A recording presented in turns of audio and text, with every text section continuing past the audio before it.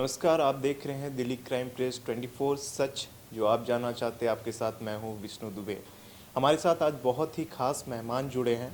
मैं इनका परिचय आपको बता दूं तो ये लगातार 3 बार से सदर बाज़ार के एमएलए चुनकर आ रहे हैं। इनका नाम है सोमनाथ शर्मा जी। सर, बहुत बहुत स्वागत है। आपका भी बहुत वेलकम है और आपके माध्यम से लोगों तक और भी जानकारियाँ पहुँचेंगी, ऐसी मैं उम्मीद करता हूँ। बिल्कुल जी।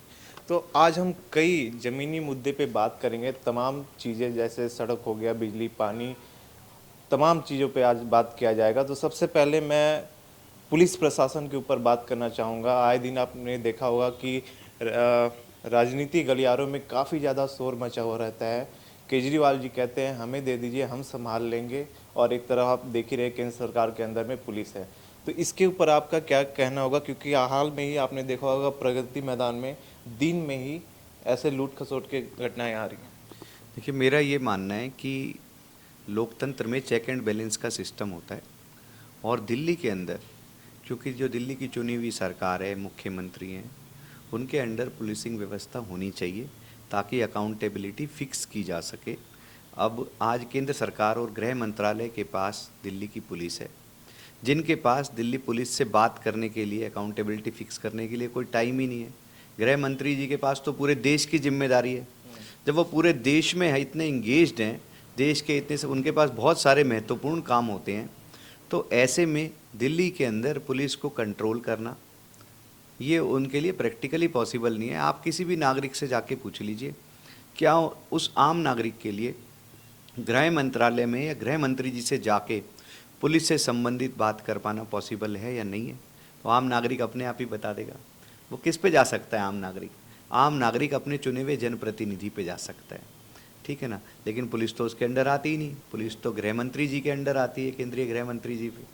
उनके पास समय नहीं है दिल्ली को देखने का। लेकिन आज भी दिल्ली के कई लोग ऐसे हैं जिनको ये पता नहीं होता कि गृह मंत्री के अंदर में पुलिस आती है। उनका तो दिल्ली सरकार से ही उम्मीद बनी रहती है।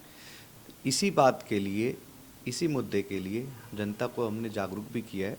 तमाम मुद्दों पे कोर्ट भी गए, ठीक है ना, तमाम मुद्दों पे कोर्ट भी गए कि दिल्ली के अंदर जो पुलिस व्यवस्था है ये केंद्र सरकार के तहत आती है और उनके पास इसे देखने का कोई जरिया नहीं है, कोई टाइम नहीं है, कोई व्यवस्था नहीं है। तो चेक एंड बैलेंस का सिस्टम डेमोक्रेसी में कैसे स्थापित हो पाएगा? ठीक है। इसके अलावा पहले दिल्ली के अंदर 2013 से पहले दिल्ली में एक थाना लेवल कमेटी भी होती थी जो एमएलए की, जिसमें लीड करते थे। वो भी केंद्र सरकार ने आने के बाद, केंद्र सरकार ने वो भी आम पार्टी के आने के बाद जानबूझ के राजनीतिक द्वेष की भावना से जो इतने सालों से दिल्ली में व्यवस्था थी उसको ध्वस्त कर दिया और उन थाना लेवल कमेटियों को भंग कर दिया गया, सिर्फ द्वेष की भावना से, दुर्भावना के तहत। अच्छा, हाल में ही 11 जून को महारैली की गई है आम आदमी पार्टी के द्वारा केंद्र के अध्यादेश के खिलाफ। आगे की प्रक्रिया क्या है इसको लेकर?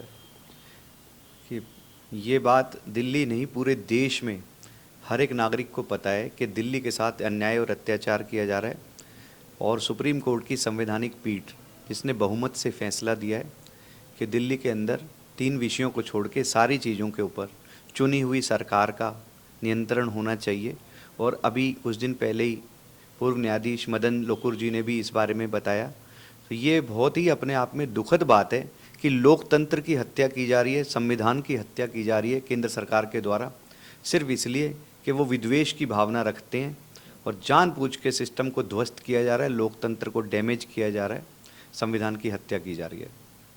अच्छा, अब पब्लिक ट्रांसपोर्ट पे थोड़ी बात हो जाएगी। अरविंद केजरीवाल जी ने लगातार कहा है कि हम वर्ल्ड क्लास पब्लिक ट्रांसपोर्ट को करने जा रहे हैं और कर भी रहे हैं।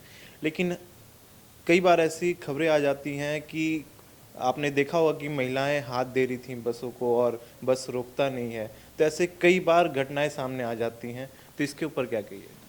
देखिए, वैसे तो दिल्ली गवर्नमेंट अपनी तरफ से बेस्ट एफर्ट लगा रही है, फिर भी जहाँ भी जो भी कमियाँ, चाहे वो आम नागरिकों के थ्रू या जैसे भी पकड़ में आती हैं, हम कोशिश करते हैं उनको ठीक किया जा सके, दुरुस्त किया जा सके।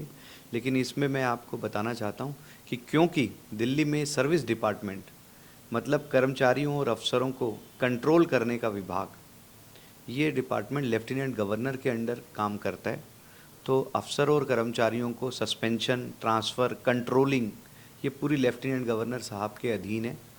ठीक है, इसका बहुत ज़्यादा खामियाजा दिल्ली के नागरिकों को उठाना पड़ रहा है।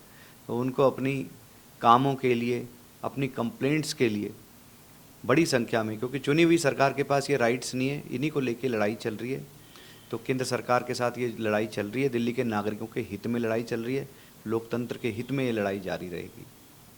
अच्छा, अब पानी की थोड़ी बात कर ले तो इतने साल हो गए सर, फिर भी दिल्ली के कुछ ऐसे इलाके हैं जहाँ पर अभी भी लोग घंटों लाइन में लगे रहते हैं, टैंकर का इंतज़ार करते हैं। जब टैंकर आ जाता है तो पानी वो कुछ मुहैया करवा सकते हैं। तो अभी भी ये हालात बनी हुई है दिल्ली के भी कई सारे इलाकों में। क्या कारण हो गया कि 2023 चल रहा है फिर भी कई लोगों को टैंकर के सामने लंबी लाइन लगानी पड़ रही है, वो भी देश की राजधानी दिल्ली में?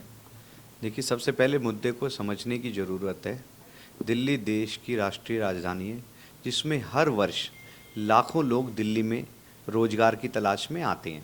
पूरे देश के अंदर ये दिल्ली एकमात्र ऐसा राज्य होगा जहाँ सबसे ज़्यादा संख्या में लोग माइग्रेट करके रोजगार की तलाश में आते हैं।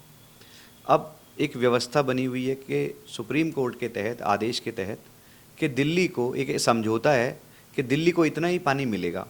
अब दिल्ली में मान लीजिए इतना पानी मिलना है, अब उस क्वांटिटी में हर साल पॉपुलेशन बढ़ती जा रही है, तो उनके लिए एडिशनल पानी की व्यवस्था कराना अपने आप में एक चैलेंज है। फिर भी दिल्ली सरकार अपनी तरफ से उन्हीं लिमिटेड रिसोर्सेज में उनको पर्याप्त पानी मुहैया कराने के लिए अपनी हर संभव कोशिश कर रही है। पर मेरा ये मानना है, आसपास के राज्यों को दिल्ली को ज़्यादा पानी दिए जाने की सख्त ज़रूरत है, ताकि बढ़ती हुई आबादी जो आसपास के राज्यों से रोजगार की तलाश में दिल्ली में आ रही है, उनकी सभी ज़रूरतों को पानी से संबंधित पूरा किया जा सके। जो विपक्ष लगातार सवाल उठाते रहता है स्कूल के ऊपर। आपने देखा होगा कि सौरभ भारद्वाज ने इनवाइट किया था गौरव भाटिया जी को। काफ़ी ज़्यादा नोक-झोंक हुआ था उनके बीच में जब वो स्कूल देखने आए थे। आपको क्या लगता है, गौरव भाटिया जी उस दिन क्या डर गए थे? देखिए, मैं ना तो बात करूँगा गौरव भाटिया की, ना मैं बात करूँगा सौरभ भारद्वाज जी की। मैं बात करूँगा दिल्ली की जनता की। दिल्ली की जनता अरविंद केजरीवाल जी के कामों से बहुत खुश है। उन्होंने हमारे कामों को एक नहीं, दो नहीं, तीन बार पूर्ण बहुमत के साथ सर्टिफाई किया है।